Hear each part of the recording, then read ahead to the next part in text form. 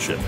Please welcome Vice President of Global Customer Fulfillment for Amazon, Alicia Bowler-Davis. Chief Executive Officer of Dow, Jim Fitterling.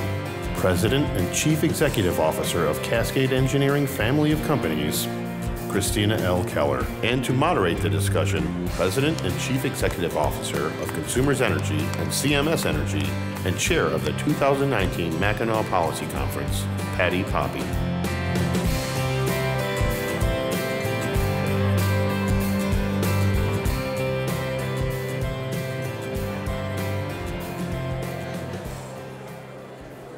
Okay. Well, looks like we're in a little bit of transition here. Don't worry, people are just changing seats. Okay, we're going to go ahead and get started. It is my privilege to welcome to our stage 3 extraordinary business leaders, and we're going to talk about how business can in fact be a force for good. And I am so excited for you to meet these extraordinary leaders. So we're just going to get right at it. Starting with our first question for the group, I'd like to ask each of you to talk about your commitment, your company's commitment to sustainability and stewardship, and what does it mean to you? And Christina, we'll just start with you. Great, thank you. Well, this is a wonderful conference. It's wonderful to be here, and similar to what we're doing here, which is taking a step back and looking at one Michigan and looking at what we can do collectively towards the future, I believe that sustainability is about taking the long view.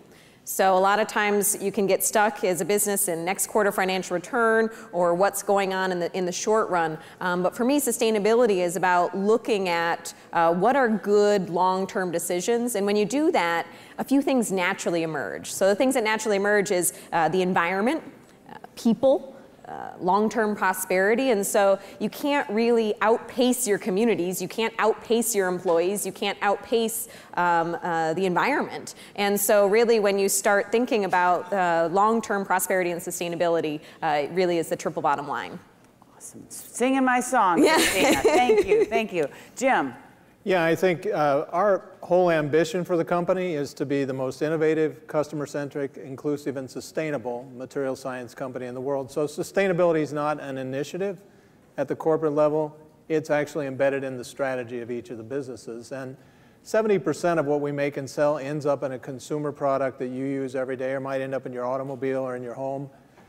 That is driving all of the needs that we have. All the brand owners that we work with are looking for sustainable answers. So to bring it like a real down-to-earth daily example today we're dealing with is plastics in the environment. Plastics is half of our franchise.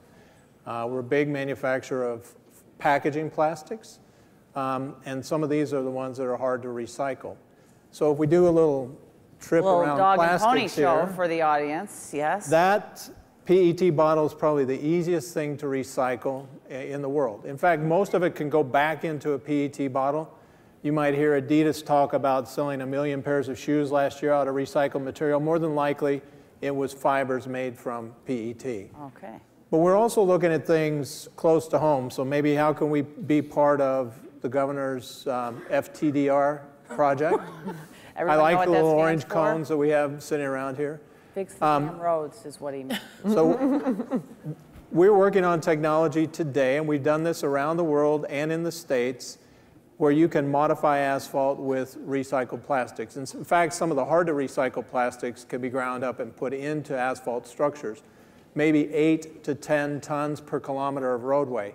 And what you're trying to do is not just put plastics into the structure for the sake of putting it in the aggregate, but make a better structure. So make something that has some resilience and has some give to it. So maybe you can put a road out there that will last through a couple more Michigan winters, which is a big economic benefit for a Department of Transportation. It's being done in the country. Illinois is doing it.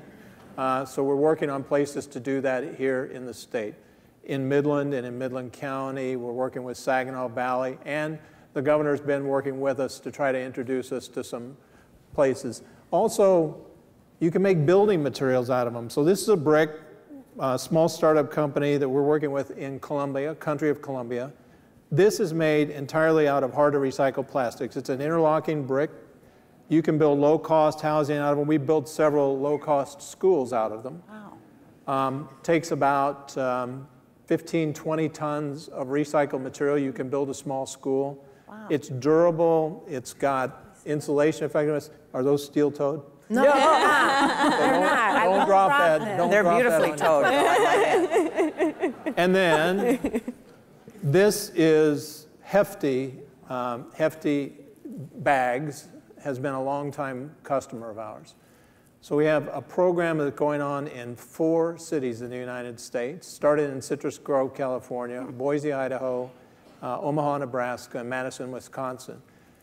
So many of you know you can't recycle everything, all plastics in your recycle bin at home.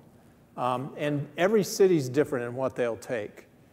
This is an easy way for a consumer in those cities to go and buy a roll of these orange bags. And they call it energy bag because you take all the hard to recycle material in your home, and you don't have to have another bin for it. You put it in this bag. Your grocery bag, your dry cleaning bag, the film, your Amazon box that has the pillow of plastic in there, put that in there. Food containers, all the stuff that you can't put in your bin, put it in there. Seal it up, put it at curbside with your recycle. That goes to a facility that converts that. Maybe it goes into the road surfaces I talked about. Maybe it goes into a brick like that. Maybe it goes to be converted into fuel that can be blended into gasoline. Amazing. The cost you pay for the bag facilitates getting it to the recycle facility. And so what we're working on is to try to help people understand that there's a circular economy here. It shouldn't be you use this stuff, you put it in the waste, it goes to a landfill, or worse, it ends up in the Great Lakes. It should be you use it, it has value, you put it here, it gets recycled, and it gets converted into something that has another life. The ultimate is, if you could convert it back into feedstock and make plastic again, just like you can take an aluminum can and smelt it and make an aluminum can again. Ultimately, that's what we're trying to get to. That's awesome. And right here in Michigan. So that R&D is happening here, Jim? Is this where you're doing some of this R&D? We're doing it lots of places. We're doing it here. We're doing it in Texas. We're doing it in Asia. Of course, you know the plastic waste issue is big in Asia. Big there because, unlike a developed country, they do not have good landfill management practices. So a lot of waste goes there and is just in open fields. And so when the first rains and floods, monsoons come, it washes it right out to the ocean. Oh boy. So we benefit from the fact that we have great landfill infrastructure here. We shouldn't take that for granted. And although we have a problem in the Great Lakes, it pales in comparison to Asia. However, the goal should be, it shouldn't be in the environment, and ultimately, it shouldn't go to landfill. It should go into a circular economy, but we have to create that circular economy. That's awesome. Thanks, Jim. Alicia, first of all, congratulations on your new job. Yeah, superstar. Another Michigan-made success story. We're so proud of you. I just... so be nice, it's been 2 months. Yeah, that's it. We're not going to ask her too hard a question. She doesn't have to explain everything about Amazon, but why don't you tell us a little bit about what you've learned at Amazon about sustainability and stewardship and their stand? I'd say similar to what Christina said, at Amazon, sustainability is not an initiative. It's not a project that's worked off to the side. It's something that's really integrated into how the company thinks and how the company operates. And so when you think about Amazon, we use our technology expertise in order to innovate on behalf of customers, on behalf of our communities, and on behalf of the planet. And so there's a couple of ways we do that. We do that by things that we have direct control over, that we have responsibility for, and we also do that by enabling others. And so I'll use 2 examples. The first example is a sustainability shipment zero initiative that we're working on. And we have a goal by 2030 to have 50% of our delivered packages to be a standard net zero carbon. Wow. And so that is a huge goal. If you think about how many packages are delivered a year around the world from Amazon, to have 50%. Just to my house. I mean, just to my house. So probably our houses together is a lot. But Amazon believes through innovation that we can achieve that. And we also believe there's a path because there's been a number of improvements that have been made. If you think about electric vehicles, if you think about biofuels that are used from an aircraft perspective, or recyclable materials. You think about the plastics that Jim just talked about, renewable energy. So we know it takes a partnership, but that's something that we have direct control over. And then we also enable others. So if you think about Amazon, another part of Amazon's business is Amazon Web Services, or AWS. And Amazon has this sustainability data initiative. And if you think about it, it's taking this sustainability data, putting it in the cloud, and making it accessible for researchers and innovators who want insights on sustainability, or who may not have access to this data, or who haven't had an opportunity to analyze this data. With the Sustainability Data Initiative, this data is available, and it's available for many people to use outside of Amazon to solve some of the world's toughest problems, whether it be related to environmental or storms or weather patterns or famine. And so those are, Amazon looks at it in a number of different ways, but at its core is really the innovation, as well as obsessing over our customers and doing everything we can for our customers and the communities and our planet. Well, that sounds awesome, and I know you're going to be a huge contributor to the future success in that way.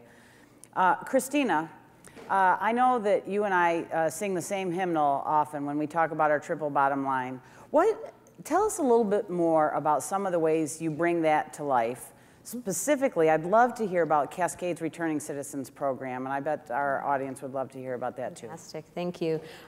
So one of the things that attracted me to Cascade is a statement that our founder made, that we were a living laboratory to help eradicate poverty. And I thought that was so powerful, because the opportunity that manufacturing has with the diversification of people coming on the production floor, people leading different groups, and the progressions that you can have, so career progressions. We really started on that journey over 20 years ago. We got the Ron Brown Award for Corporate Citizenship from the nation, and it was very exciting to be able to see how, starting with a level A operator, they could progress to B, to C, to D, and we opened our doors originally to Welfare to Career. So Welfare to Career was our first program, and we uncovered a lot of things because we talked about creating opportunity and then walking alongside. And as we walked alongside, we learned a lot of things. We learned about barriers that these women were facing. Sometimes their husband was incarcerated. Sometimes they were dealing with issues of racism. Sometimes they were dealing with childcare, transportation, healthcare, et cetera. And so we partnered with the state to provide DHS caseworkers on site.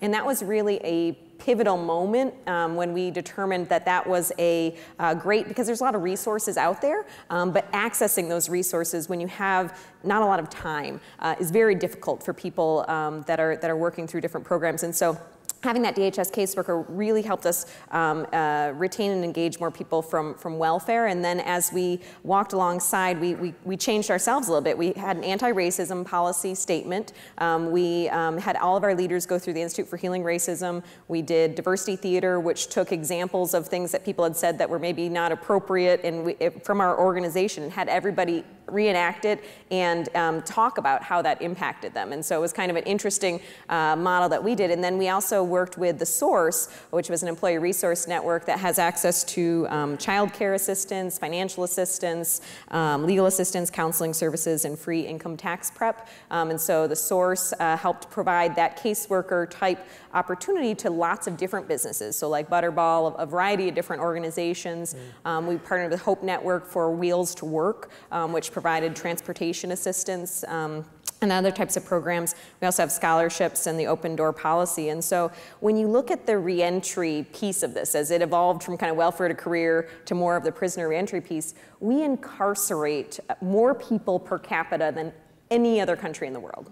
So we have, in the state of Michigan, we spend $1.5 billion a year incarcerating people. As a country, we spend $182 billion a year incarcerating people. And 10% of the adult population in Michigan have felonies on their record. Now, when someone comes out of having a felony, they have close to zero opportunities. It's almost a dehumanizing, because they did something wrong, we feel like they did something wrong, we're not going to really trust them or give them opportunities, but they've theoretically paid their time, and there's 9,000 of them coming out every year here in Michigan. only 400 of them will have state-issued IDs. And so trying to get a job and employment and other things, the whole thing is an uphill battle. And so we've been working with other groups within the Grand Rapids area and beyond to just open the door. It's not about giving anybody a free ride. It's not about doing anything else. It's just opening the door. And they have found that 90% less likely to go back to jail if they have a job and a home. Those are the two key critical pieces. And so giving people an opportunity for a job is a really important thing. And then the flip side of it is from a talent perspective. We're all talk about talent and saying millennials, stay at their job for up to 2 years and then they flip around to different places. We're spending a lot of money trying to attract and retain millennials. Manufacturing adds a lot of value to the economy. So for every dollar in manufacturing, there's $1.89 added to the economy. But manufacturing ranks dead last in terms of what high schoolers want to go into. There's a Gallup poll, it ranks 7 out of 7. 52% say they have zero interest in manufacturing. And manufacturing is key for Michigan and for the future. And so being able to get talent into the future, the exciting part about that is that as the survey said, people who have experience with manufacturing, it rises to 3 out of 7. So that tells us we need to get more exposure to our students to have more exposure to education or to manufacturing and the opportunities that are involved in that. But as we look at the talent gap, there's about a 3.5 million person shortage in manufacturing countrywide, and there are 40 million people in poverty, 20 million people who are formerly incarcerated. We could easily solve some of that talent gap by opening the door to different parties. Wow, amen. That's awesome. That's a great example of leadership and a business being a force for good. We're so glad you're here in Michigan, Christina. Thank you. You know, Jim, I know that diversity inclusion is very important to you and to Dow. I know how young girls look up to me in my role. It's been pretty brave and courageous for you as an openly gay CEO in the Fortune 500. What do you think that has meant both to your company, to your coworkers, but also more broadly to the business community as a leader in this way? Yeah, I would say that most of the parents that come up and talk to me about it start by saying, thank you for doing it. Our biggest fear is that our son or daughter who's gay or lesbian wouldn't have a chance to have a career like yours, or they wouldn't be accepted in a workplace. And so I think it gives them some hope that there are actually places out there that will embrace people and bring them in. You know, I mentioned in the ambition, our objective is to be the most inclusive material science company in the world. Part of that's a talent gap. You know, we have to open doors to everybody to be able to get the needed skills that we have. And we're in competition with some tough competition for science, technology, engineering, and math. Amazon, Google are tough competitors. And when the world thinks manufacturing, like Christina talked about, is low on the list, there are two parts to that. One part is the view of manufacturing is a little bit outdated because I have an IT department that can do a lot of stuff like Amazon Web Services does. We have supply chain that does, you know, real-time logistics, where's every truck and train and, you know, terminal that we've got in the country. So they have a little bit of an outdated view of what we do, the use of robotics, drones, and other things. But I think the big thing for us is on inclusion is just changing the tone. So for many years, for most of my career at Dow, at least the last 30 years, the focus was on diversity. And we can achieve numbers, we can hire diversity in, but you don't retain that talent unless you create an inclusive culture. And so we've started to focus more on inclusion first and then diversity. The culture is most important before you start bringing people in. In an inclusive culture, you want to welcome people in, you need to embrace them, you need to give them opportunities to advance, you've got to give them development, and that's ultimately what rewards them about being part of something bigger than a company. They're part of a family or a network that they belong to, and they want to stay there, and they're loyal. And that's what we're trying to create. Diversity is being invited to the party. Inclusion is being asked to dance. And a lot And of Jim, people, can I add something to that? Yeah. Yes. I love that. And Patti, I think I Yes, should I hear know. that. I was waiting. I knew Alicia was going to jump in on this. I read that somewhere. about being invited to a party and then being invited to dance. And then belonging is when they play your song. When they play your Yeah, see? You got the whole circle. I think it's a full circle, and I think you know, what Jim is saying is so important, that you've got to make sure you have the right culture and the right environment as you bring people in, because if you don't, they won't stay. And it's very important for people to feel, and I can say I've been at Amazon just for 2 months, and this is new. I spent 25 years at GM. And so what's important for me is that being part of a new organization is that I'm going to be valued for me, the experiences I bring, the perspective that I bring, and I may not look like everybody else, but I have just as much to bring. And that is so important for companies to create that environment so that anyone at all levels of the company, because that's how companies will succeed, and that's how people will want to be there and want to give that extra effort in order to enable the company to be successful. And the leaders have to create that environment. You can't expect the people that you hire in to create it on their own. The leaders have to create it. If they don't have any other job at the company, it's to create the right kind of an environment where people can be productive and they want to bring 110% every day. They do. Isn't that amazing? Can we just agree that business can be a force for good? I mean, really, that's outstanding. Fantastic. So Alicia, we're going to talk a little bit more about some of the things that Amazon is doing. We'd love to hear more. You know, what I've heard is about a take, make, dispose cycle that Amazon is working toward to eliminate the waste, collaborate with manufacturers, packaging that balances minimal environmental impact with maximum product protection. How does that actually come together at Amazon? That is a big task and a big challenge. We demand a lot from Amazon, you know, with all the products that we buy. What have you learned and observed there at Amazon so far about how to make that take, make, dispose cycle work? I think the two things that I'd say after 2 months that I say that is just that stood out for me at Amazon is, number one, the obsession on the customer and listening to the customer and being willing to do whatever it takes to satisfy customers. And so we do hear from customers that they love getting items from Amazon, but the packaging, right? If they're a super customer like me that may get 3, 4, 5, 6 boxes a week, at the end of the week, you're like, what the heck do I do with these boxes? And then the plastic inserts that come with it. And so I'd say Amazon is listening to customers. And so when you think about the work that they're doing with different companies in order to come up with packaging and containers that can be recycled or that can be reused or that can be shipped, so shipped in its own container, that can be shipped without another box being around it. Those are examples of, you know, what I think Amazon focusing on the customer drives that innovation and drives working with different partners in order to make that happen.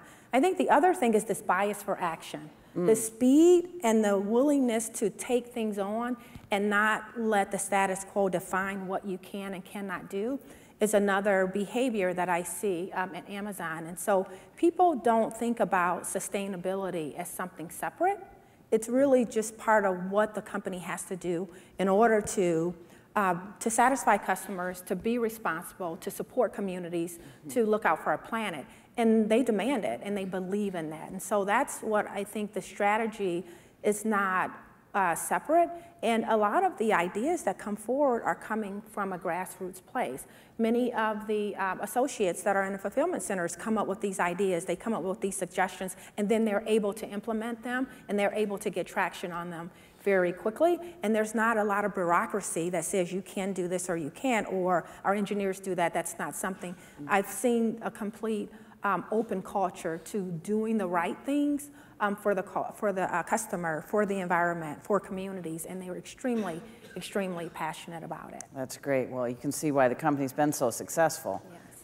You know, we would be remiss at a policy conference not to talk about policy and policies that all of you think would be important for Michigan or at the federal level to be passed to support the kinds of things that you're trying to create and make happen at your businesses. Christina, what comes to mind for you? So 2 major things for us. One is on the education side, and so being a state that's rich in manufacturing, STEM education, and making sure that we're getting people exposed to engineering, technology, and math and science at an early age, and really enforcing that curriculum and really moving the needle. I mean, I think as a country overall, we're lagging a bit behind China and some of the other countries that are really taking some leadership roles in STEM, and that's an opportunity for us to be able to be a bit more focused on some of the curriculum that we're bringing in relative to STEM. And then the second one would be around B Corp legislation. So we are a certified B Corporation, which has a certain transparency in guidelines around our people, planet, profit, prosperity, governance, other types of metrics. And right now it's just a certification, but in about 13 different states you can actually be a legally designated B Corporation. So you can make a different class of status for organizations such as ours that are making a positive impact on their communities, that are possibly net improving the economic growth of the people that are in poverty or in other areas. And so if we had B Corp legislation and the ability to differentiate, maybe they could even have preferential tax treatment. There could be other ways of looking at different organizations, but the next step would be to take B Corp certification and making that more of a state designation. That would be very interesting for Michigan. And that can happen at a state-by-state level. Yep. That's awesome. On the comment of STEM, I think all of our businesses and many of those out here in the audience can benefit from having more students prepared to take on STEM careers. And I think a big part of that is exposure, right? And just having an understanding of what you can do from a STEM perspective. You talked about manufacturing and where students aren't necessarily interested in manufacturing. And I agree that many of them probably don't know what that is and what that entails and what career opportunities they can have. And so I think the focus here on education, and I think specifically STEM, is needed as early as possible. I'd say starting in elementary school, just so students can understand that there's great things you can do with math and science. There's so many problems that you can solve. Some of the world's biggest problems will be solved with math and science, and so having an education system that stresses and ensures students are prepared to pursue STEM careers will help all of our businesses and many other businesses as well. Yeah, and you know, it's impossible for you to bring up that subject and me not mention FIRST Robotics, because I love it so much. And it's such a great environment for young people, and the curriculum actually is pre-K all the way through 12th grade, that students can learn in a very fun and exciting environment. And Michigan is leading in FIRST Robotics high school teams. We have more than any other state in the nation. We host a wonderful state championship up at Saginaw Valley State University, and then we host the World Championship right in Detroit. In fact, the World Championship for FIRST Robotics resulted in $50 million of economic impact and 47,000 guests coming to the city of Detroit to celebrate STEM and access for young people to have careers in these fields. And it's hands-on, and Dean came and piques their curiosity about getting in there and working on things that are very practical that they'll use in everyday life. I mean, it's engaged so many people, whole families at work that are engaged in it. It's positive. It's so awesome. I was a coach for my son's 5th grade team. Outstanding. How'd they do, Alicia? They went to Worlds, but let me tell you. Of course they did. Of course they did. But that was the most rewarding experience. It was hard. It was harder than work. But it was so engaging and so rewarding for me, and so I do think that's another opportunity that everyone can do. There's so many schools that may have a desire to have these robotics programs, but may need a coach, and you don't have to be an engineer to be a coach, and so I think there's so many opportunities in that. That's good. That's awesome. Jim, how about you from a policy perspective? What are you thinking about these days? Yeah, maybe if I just stick on the plastics theme again. So we're going to need some infrastructure to be able to do recycle and create the circular economy and deal with the waste issue. We have good landfill capabilities today, but to deal with the waste issue is going to require a different kind of infrastructure. So you need recycling facilities that have the capability to sort product that can be mechanically recycled, chemical recycled, things that are quality to go back into food contact, things that are not. And you also have to have the capability to turn them into a diverse range of different applications. You need volume to do that, so you need close to urban areas. So someplace like Detroit would be a logical place to do that. You need value chain partnerships along the way to encourage that. So we're going to need some policies to help that. And I would go to the other side, and I would say plastic bans on the other side of policy. A lot of people will think, well, that's going to solve the problem. It really won't, because the unintended consequence of plastic bans is it will drive consumers to put things into packages that are less environmentally friendly, if you can believe that. That's interesting. If you go back into glass and metal in some cases, the CO2 footprint of that is 4 to 5 times as high.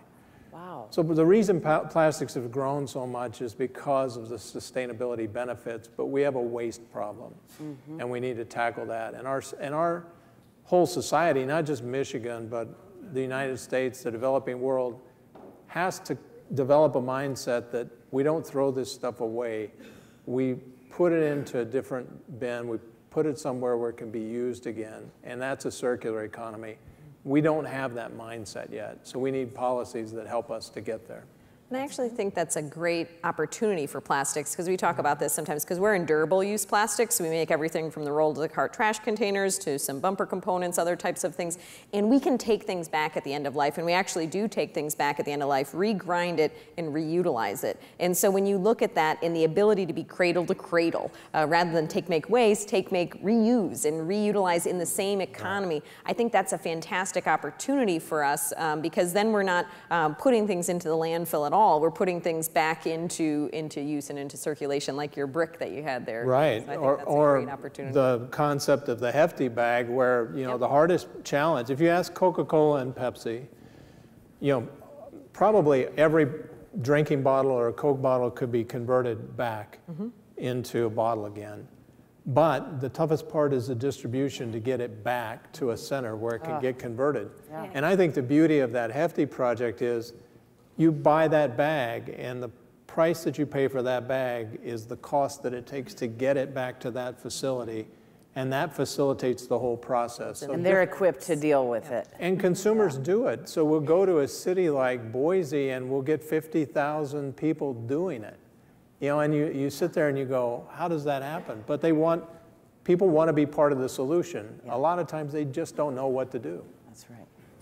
So, given that this conference, under the umbrella of One Michigan, the third pillar and the subject of our panel is Love Michigan, and it's officially about sustainability and stewardship, but it's also about the fact that we love Michigan. And so I'm going to give you each an opportunity just to share one thing that you love about Michigan. Christina, why don't you start us off? Well, one of the things. Or you don't have to restrict it to one thing. Feel free. One of the things that I love about Michigan is our water resources, and so a lot of people that come to the Great Lakes and they see that you can see water for days, and it's like you're on a coast. I think it's really fantastic. I went to school on the East Coast. I met my husband on the East Coast, and bringing him back here, a lot of people think that the Midwest is a flyover area, unfortunately, and so telling them about what's going on, especially. I know this is a lot of focus on Detroit, but in West Michigan, it's pretty exciting, the growth that's going on, the energy, the arts and culture, and the vibrancy in the city and in the larger area. We're actually going to be putting rapids back into the river, and so enjoying that type of water source. And so for me, personally, it's the water, and then freshly, it's the manufacturing. I think we do more manufacturing in Michigan than per capita than any other area, and it's an exciting area. And actually, they were rebranding at the Kent ISD. Instead of calling it maintenance, their application rate was very low. They called it mechatronics, and their application rate went back up. So I think we need a rebranding around manufacturing to make it something more around mechatronics or something more around Industry 4.0, because it really is. And we are able to lead the way with robotics and other types of manufacturing. That's awesome. Thank you, Christina. We try to showcase that it's a great place to live, and I think one of the things that makes it great, it's sportsman's paradise here. I mean, you can do everything all year round. Every season's got a different sport.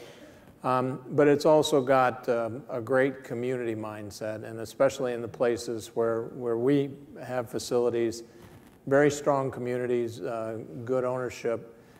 Sometimes it's tough to get people to move here, but when they move here, they don't want to leave. They like it. The quality of life is great. And so I think we need to showcase that more. That's awesome. I love Michigan summers. I absolutely love. There's so many things to do, from just water, just being outdoors, and so I love that. But I also love the culture that we have of making things, right? And so I know we talk about manufacturing, but making things and making things happen, just that overall culture is something that is a part of me, and it's something that I love about just the whole state of Michigan. And we'll get to see you here in Michigan on some occasions. Oh yeah, I'll be here a lot. Yes, good. A lot. We're going to always consider you calling us home as a treat. And it's really a privilege for all of us to call your businesses home, and these business leaders, Michiganders. We're proud of the great work that you're doing, and we're thankful that you are, each of you in your own right, forces for good. So please join me in thanking our panel. Thanks, Patti. Thank you.